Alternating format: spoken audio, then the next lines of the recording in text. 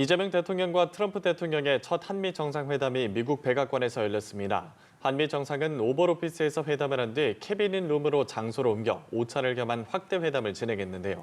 150여 분간 각종 현안에 대한 의견을 나눈 첫 한미 정상회담. 그 내용 오늘 조한범 통일연구원 석좌연구위원과 자세한 이야기 나눠보도록 하겠습니다. 어서 오십시오. 안녕하세요. 예, 안녕하십니까. 한미 정상회담이 조금 전에 종료가 됐습니다. 회담 직전에 보면 사실 트럼프 대통령이 SNS에 글을 올린 것 때문에 회담 내용에 대해서 우려가 있었는데 우려보다는 회담 내용이 전반적으로 또 분위기가 좋았다고 전해졌습니다. 좋은 거죠. 예. 그러니까 우려보다가 아니라 이제 좋았죠. 네. 좋았고 사실은 정상적인 회담입니다. 저게. 예. 왜냐하면 사전에 조율이 됐고 그다음에 오찬까지 겸했다면 많은 부분이 해결이 됐거든요. 근데 역시 트럼프 대통령답게 이 리얼리티 쇼처럼 회담을 진행하는 예. 이제 그렇기 때문에 처음에 SNS 그 폭탄급이었죠. 네. 그렇죠. 왜냐하면은 한국의 숙청, 펄지, 혁명, 레볼루션. 근데 자세히 보면은 이 영어로 seems like거든요. 네. 예. 인지 모르겠다거든요. 그래 보인다. 저도. 그래 보인다거든요. 네. 그러고 나서 이재명 대통령을 만나겠다 이랬거든요. 그 얘기는 뭐냐면 이제 두 가지죠. 첫 번째는 그 폭탄이었죠. 저도 뭐 이 새벽 방송 때문에 일찍 자려고 했는데 그게 터져가지고 예. 거의 뭐 1시간 동안 망치를 맞은 것 같았거든요. 그래서 이게 도대체 뭘 의미하는지, 한국의 국내 정치 사태인지, 아니면 비즈니스 얘기를 했으니까 지금 우리 사회에서 논란이 되고 있는 노란봉투법, 그게 네. 이제 뭐 기업 환경 뭐 연루가 되니까. 근데 그건 아니었고 결국 이제 수사 과정에서 이제 지금 이 대통령께서 설명하신, 왜냐하면 트럼프 대통령의 지지 기반 중에 하나가 미국의 복음주의 기독교인들이에요. 강경파들이에요. 그러니까 교회 그러면 이제 바로 민감하죠. 그렇죠. 그다음에 뭐 기지 그러니까 이제 미군, 우리가 미군을 어떻게 압수수색을 합니까?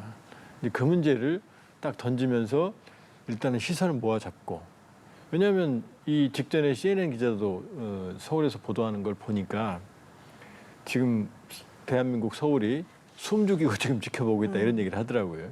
그러니까 이제 모든 시선을 집중시켰죠. 그다음에 두 번째는 상대를 기선을 제압하는 거거든요. 그러면 아무래도 대통령실도 상황하겠다는 이제 아주 조심스러운 입장을 내놨거든요. 어떤 상황인지. 그럼 긴장하죠.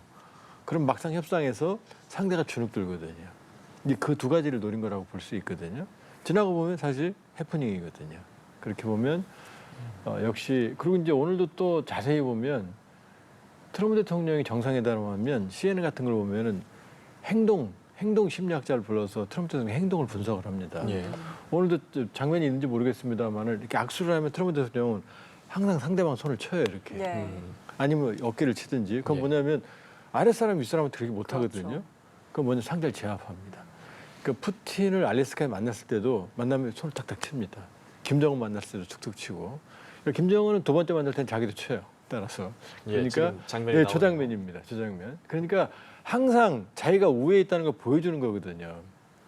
그러니까 손통도 치고 모든 장면에서 그게 반복이 돼요. 그러니까 지금 seems like 그 purge or revolution, 그 얘기는 뭐냐?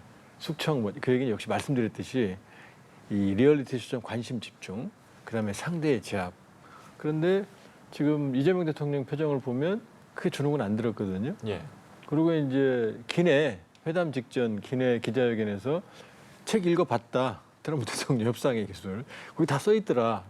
그러니까 뭐 저는 안 읽어봤습니다. 뭐 앞으로도 안 읽을 건데 예. 보면 트럼프 대통령의 협상의 기술을 알고 있었던 것 같다. 그리고 이제 트럼프 대통령 뭐 그런 얘기 있잖아요. 칭찬은 뭐 고래도 춤추게 한다. 그러니까 물론 저 그 과정에서의 화법이 모든 걸 정하지는 않았죠. 틀은 정해져 있었지만 상당히 앞에 여러 가지 정상회담, 비정상적인 회담에 비해서는 아주 순조로운, 뭐 크게 흠잡을 데 없는 그런 회담이었다고 보여집니다. 그러니까 지금 신생 이재명 정부로서는 아주 큰 산을 넘었다. 이렇게 볼 수 있죠. 네, 비교적 정상적인 정상회담이었다라고 평가를 해주셨습니다. 더불어서 오늘 회담 모두 발언에서 트럼프 대통령이요, 한국에서 추가적인 관세 협상에 대해 관심이 있다고 하는데 원한다고 다 줄 것은 아니지만 요청은 받아들이겠다라고 말을 하기도 했습니다. 후속 관세 협상을 재개할 수 있다는 뜻으로 해석을 해볼 수 있을까요? 지금까지 제가 보기에 이 관세 전쟁, 세계 무역 전쟁에서 가장 부드러운 말이에요. 지금까지 상대를 모두 압박을 했거든요. 네. 근데 자, 한국에 불만이 좀 있는 것 같다. 그게 뭐냐면 지금 얘기했던 모든 트럼프 대통령의 관세 협상과 경제 협정은 그냥 말로만이거든요. 그러니까 아주 세부적으로 많은 논의들을 해야 되는데 그 논의 과정에서 아무래도 우리는 우리의 이해관계에 관철이 된 얘기를 하고 싶죠. 이제 그 얘기죠. 그런데 그건 안 된다가 아니라 꼭 들어줄 수도 있다고 얘기했거든요. 그러니까 지금 한미 간의 경제 문제에서도 이견은 크게 없다. 지금 보면 본인이 초기에 했던 3,500억 달러, 그중에 마스가 조선이 1,500, 그다음에 1,000억 달러 LNG 이 큰 틀을 지금 마음에 들어 하는 거예요. 그러니까 지금 제일 우려가 뭐 더 달래는 거 아니냐. 물론 이제 뭐 나중에 합의문이 나오는 걸 저 봐야겠지만 네. 그렇게 보면 경제 분야에서도 큰 이견은 없었다. 그렇게 보면은 우려할 만한 상황은 아니었던 것 같다. 이렇게 볼 수 있죠. 네. 예, 알겠습니다. 그리고 오늘 나온 대화들 큰 틀에서 이제 조금씩 살펴보겠습니다. 가장 먼저 조선업 얘기가 나왔거든요. 예. 마스가 프로젝트도 그렇고 미국 입장에서는 이 조선업의 부활을 지금 간절히 원하고 있는 상황에서 우리나라가 좀 적절한 카드를 내세운 것 같습니다. 그렇죠. 그 뭐 누가 물론 예.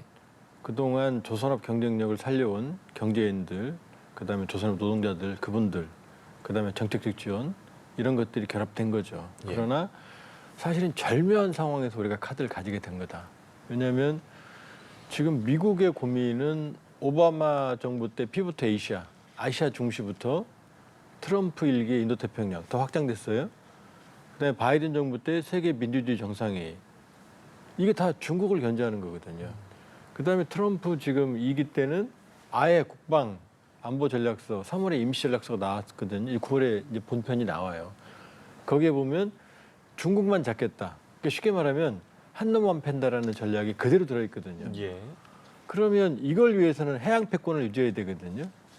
그러면 이게 이제 사실은 결국 해군력이거든요. 근데 해군력은 조선업이거든요. 그런데 미국의 조선업은 사실 지금 괴멸됐다고 보시면 됩니다. 왜냐하면 상선 시장에서 미국이 차지하는 비율은 0.1%도 안 되거든요. 없다고 보시면 돼요. 다만 이제 두세 개 그 조선소를 중심으로 이 잠수함, 항공모함, 군함들을 찍어내고 있는데 이 민간 분야의 조선업 생태계가 파괴되니까 이게 일종의 이 생태계 고리가 끊어진 상황이거든요. 예. 그러니까 군함 건조나 이런 어떤 군함 수리가 아주 어려워요. 이 군함의 건조도 어렵지만 군함의 경우에는 삼직제라고 그래서 한 척은 작전, 전투에 투입되는 거죠. 예. 그 작전에. 그다음에 한 척은 교육 및 훈련, 휴식도 해야 될 거 아니에요. 네. 그다음에 한 척은 오버홀, 수리입니다. 군함은 그러니까 미국이 295척의 주요 함정을 가지고 있는데 그중에 100여 척은 항상 수리를 받아야 되거든요. 근데 조선업 신조함 만드는 것도 어렵지만 이 수리 능력도 지금 없거든요.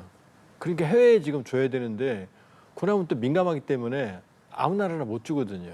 예. 그러니까 지금 말씀드렸지만 미국은 295척이지만 주요 함정이 중국은 올 상반기에 370척 플러스 알파예요. 네. 더 찍어내요. 거기다 세계 조선 시장의 54%를 중국이 가지고 있거든요. 우리는 28%, 일본은 11%예요. 사실은 이게 3파전입니다. 그러면 우리가 위인 것처럼 보이지만 양적으로는 위이지만 기술력으로는 압도적이에요. 그러니까 LNG 같은 고급 선박은 우리가 거의 다 만들어요. LNG 선박은 기술적 난이도가 높은데 예. 거의 한 80% 이상 우리가 장악합니다. 그러니까 중국은 만들지만 중국이 만든 LNG 선박은 문제가 많아요. 그리고 일본 같은 경우도 이 조선업 생태계가 파괴됐기 때문에 많은 주요 기업들이 발을 뺐고 지금 남아있는 기업들은 중저가 선박이 많거든요. 그러니까 오히려 우리와 경쟁하는 게 아니라 중국과 경쟁을 해요. 그렇게 보면 미국이 원하는 기술력, 그다음에 미국이 중국과 경쟁하는데 중국의 도움을 받을 수는 없잖아요. 그렇죠. 그러니까 우리가 사실상 유일한 거예요. 그러니까 조선업 생태계라는 건 이 공장만 지니면 되는 게 아니고 기술력, 그다음에 인력 개발, 그다음에 여러 가지 네트워킹 이런 게 다 있어야 되거든요. 근데 이걸 줄 수 있는 게 유일하게 우리거든요.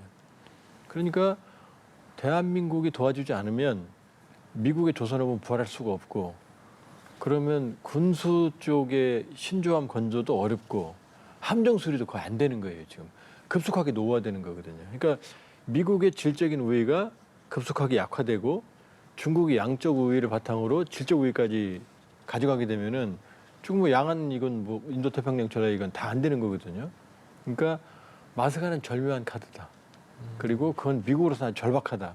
그냥 뭐 립서비스로 이게 아니라 실제로 미국이 필요한 거예요. 그러니까 이재명 대통령의 마지막 행보가 미국에서 하나오션이 인수한 필리조선소 그리고 거기 벤스 부통령도 가는 걸로 알고 있거든요. 그 정도로 중요한 게 그러니까 중요하다기보다 미국으로서는 절박한 거예요, 사실. 네. 북한에 대한 언급도 좀 짚어보도록 하겠습니다. 일단 이 대통령이 트럼프 대통령을 향해서 김정은 북한 국무위원장을 좀 만나달라라고 요청을 했는데요. 김정은 위원장이 바이든 대통령은 만나고 싶어 하지 않았지만 트럼프 대통령 본인과의 관계는 돈독하다. 가능하다면 올해 김 위원장을 좀 만나보겠다, 만나고 싶다라는 뜻을 내비쳤습니다. 북미 정상 간의 만남 가능성 좀 예상을 해볼 수 있을까요? 매우 높죠. 네. 왜냐하면 트럼프 대통령이 대선 임기 중에 세 가지 주요 국제 분쟁을 얘기했거든요. 로전쟁. 이건 빨리 끝난다. 24 hours, 24시간 안에. 그건 하루 만에 끝난다는 게 아니라 누가이든 관계없이 빨리 끝내겠다. 내 돈 안 쓰겠다는 거거든요. 지금 뭐 찌그럭버그럭하지만 일단 트럼프 집권 이후에 휴전에 큰 강물주기가 만들어졌어요. 물론 시간은 많이 걸릴 거예요. 네. 그다음에 중동 사태를 얘기했습니다. 그건 항구적으로 해결하겠다. 그건 뭐냐면 중동의 친미 친이스라엘 질서, 그다음에 순위파 왕정 국가들과의 연대를 통해서 이게 아브라함 협정이거든요. 네. 이스라엘과의 관계 개선. 이걸 만들겠다. 그리고 친미 친이스라엘의 위협이 되는 이란 중심의 시아파의 저항의 축을 해결하겠다. 이란 때렸잖아요. 그다음에 헤즈볼라 시아파 레바논 괴멸됐고 그다음에 이라크 민병대 지금 눈치 보고 있고 이거 시아파거든요. 예멘 후티 반군도 지금 미국이 직접 때리고 있고. 그러니까 이 저항의 축이 거의 지금 약화되고 있어요. 해결되고 있습니다. 그럼 남는 건 지금 김정은이거든요. 김정은 러브레터 보내고 있다. 사이 좋다. 만날 거다 그랬거든요. 그러면 지금 러우 전쟁, 중동 사태가 지금 사실은 시간은 걸리지만 이제 해결 국면으로 들어갔거든요. 그 남는 건 김정은과의 북한 문제거든요. 그럼 여기에 주력할 수밖에 없죠. 그리고 또 하나 트럼프 대통령이 노벨 평화상의 진심이다라는 건 아주 유명한 얘기거든요. 근데 트럼프 대통령한테 보너스가 생겼어요. 인도 파키스탄 분쟁을 트럼프 대통령 본인 입으로 자기가 중재했다. 태국 캄보디아 자기가 중재했다. 그다음에 아주 난제였던 이란 북쪽에 있는 아르메니아 아제르바이잔 평화 협정도 지금 백악관에서 해결했거든요. 네. 그럼 트럼프 대통령은 사실은 뭐 경제적으로는 세계 질서는 어지럽히지만 어쨌든 세계 분쟁에 많은 걸 정리하고 있거든요. 예. 그럼 그 마지막이 김정은이거든요. 그러니까 만날 가능성이 매우 높은 거죠. 알겠습니다. 방위비 관련 얘기도 나눠왔고 또 서두에서 말한 압수수색 얘기도 두 정상이 대화를 나눴는데 이 부분도 좀 말씀 부탁드리겠습니다. 이제 압수수색은 뭐 오해 예. 그리고 이제 심틀 라이크 그 네. 처음에도 확정은 아니었고요. 예. 그거는 큰 문제가 아닌 해프닝으로 넘어가는 분위기고요. 실제로 본인이 얘기했던 그 미군에 대한 압수수색이 아니었거든요. 그건 우리할 권한도 없어요, 네. 사실. 예. 그렇게 보면 그거는 말씀드렸지만은 트럼프 대통령의 어떤 협상법의 일환이었다 이렇게 볼 수가 있고요. 지금 방위비 쪽 이런 쪽은 크게 지금 부각은 안 됐어요. 예. 다만 이제 바이든 정부 때 자기가 했던 걸 바이든이 뒤집어서 그냥 지나갔다. 그래서 예. 다시 한다 이런 얘기는 아니에요.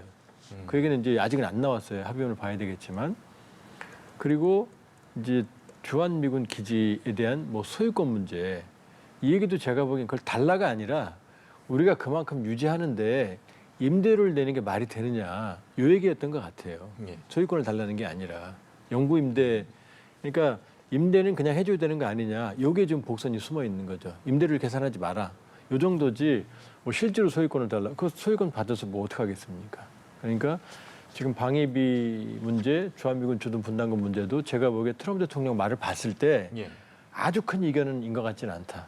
만약에 이견이 있다 그러면은 크게 얘기했겠죠. 얼마 더 줘야 된다. 이 숫자를 분명히 얘기했을 거거든요.